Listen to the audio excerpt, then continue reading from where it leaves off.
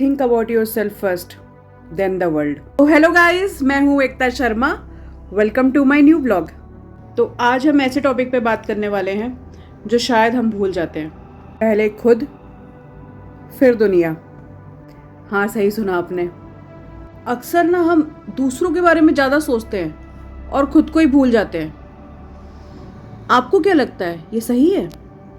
तो फिर चलिए आज इस पर ही गौर करते हैं। पता है गाइस, मैं बैंक में जॉब करती हूँ। मेरे ब्रांच में एक लेडी आई थी।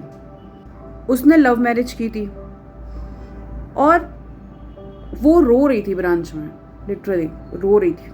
आप लोग सोच रहे होंगे कि ये मैं आपको क्यों बता रही हूँ, है ना? हमें क्या करना, कोई क्यों रो रहा है। बट क्या कभी आपने जानने की कोशिश की कि एक इंसान इतना दुखी क्यों है कि उसे घर से बाहर निकलने के बाद भी इतने लोगों के सामने भी रोना आ रहा है जिनको वो जानती तक नहीं। अपनी लाइफ में इतने बिजी हो गए हैं ना, और इतना दुखी समझते हैं खुद को कि दूसरों का दुख हमें दिखता ही नहीं है। पर पता है क्या, मैंने पूछा स्टोरी उसकी, और लिटरली मुझे उससे पता चला कि खुद को प्यार करना कितना ज़रूरी है। उस लेडी ने लव मैरिज की थी।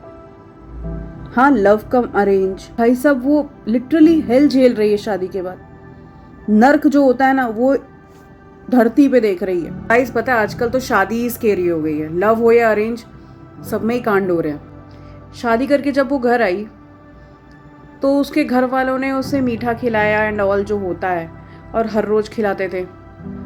और वो अचानक से बीमार पड़ गई। भी उसको ऐसी पकड़ी, उसके बॉडी में ब्लड बनना बंद हो गया, वो बहुत ज़्यादा वीक हो गई। इवन इतनी उसकी हड्डियाँ कमज़ोर हो गई, वो गिरी और उसका एक हाथ पूरा टूट गया। बट अभी उसका हाथ ठीक है। प्रॉब्लम ये नहीं उसका हाथ टूटा या क्या, प्रॉब्लम ये है कि उसका पति उसका साथ नहीं देता, जिससे वो लव मैरिज करके आई थी, जिसके लिए उसने अपनी पूरी दुनिया पीछे छोड़ी थी, अपना खानदान छोड़ा था।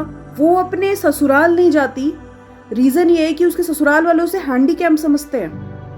अभी वो चलती फिरती है बट उसकी वो इतनी पतली हैं, उनको जो बीमारी है उस कारण से, इस चक्कर में उनको वो हैंडीकैप समझते हैं। एक बेटा है उनका, उसके हाथ में वो लोग चाकू पकड़ाते हैं और बोलते हैं अपनी माँ को भोंक के मारो।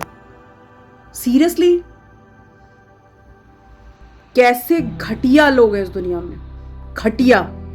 तो बीमार बीवी को अकेला इस शहर में छोड़ के अपने माँ बाप के पास रह रहा है, ठीक है। ऊपर से जब वो आता है तो बोलता है अपने बेटे को कि अपनी माँ को चाकू मारो। सच में डूड, तू अपनी बीवी के घर में रहता है, ठीक है, कुछ तो शर्म कर ले। शादी से पहले वो लेडी अच्छी खासी जॉब करती थी, अच्छे खासे पोजीशन में थी, अच्छी खासी सैलरी कमाती थी। अब वो कहाँ जॉब करे? एक औरत को अधमरा छोड़ दिया तुमने।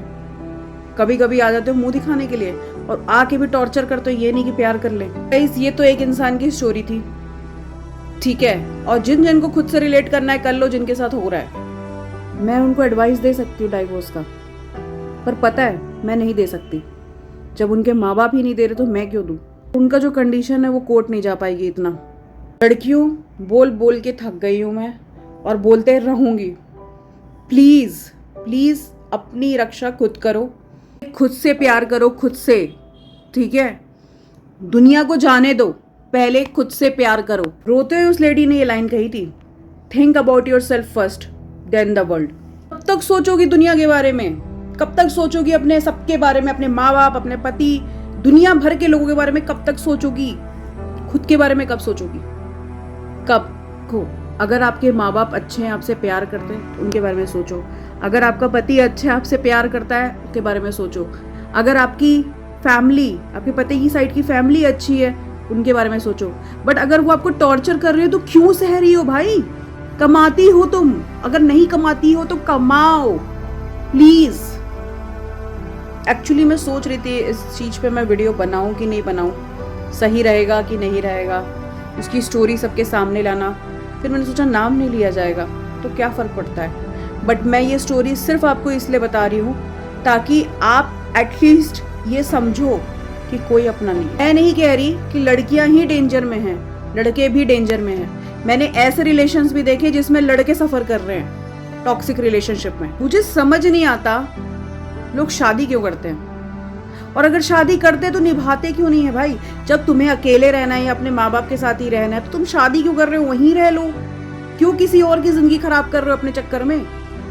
तुम्हें शादी करने के बाद भी अपने माँ बाप की सुननी है। मैं दोनों के लिए बोल रही हूँ, एक के लिए नहीं बोल रही हूँ, लड़कियों के लिए भी बोल रही हूँ, मैं लड़कों के लिए भी बोल रही हूँ। तो तुम शादी क्यों किए भाई? सुनो अपने घर वालों की, कोई नहीं रोक रहा, लेकिन लाइफ के कुछ डिसीजंस ऐसे होते हैं जो हस्बैंड वाइफ को मिल के लेने चाहिए, क्योंकि रहना इन दी एंड उन दोनों को ही है साथ। प्लीज अगर ये मेंटेलिटी नहीं रखते हो तो शादी मत करो, किसी और की जिंदगी मत खराब करो अपने चक्कर में। तुम लोग अकेले ही रह लो ना, जरूरत नहीं है किसी की जिंदगी खराब करने की या समाज को प्रूव करने की कि हम शादी कर लिए, हम शादी कर लिए। क्या करोगे शादी करके? कल के डेट में अगर तगड़ी लड़की या लड़का मिलके तो डाइवोर्स ले लेगा, तब समाज को क्या दिखाओगे मुंह?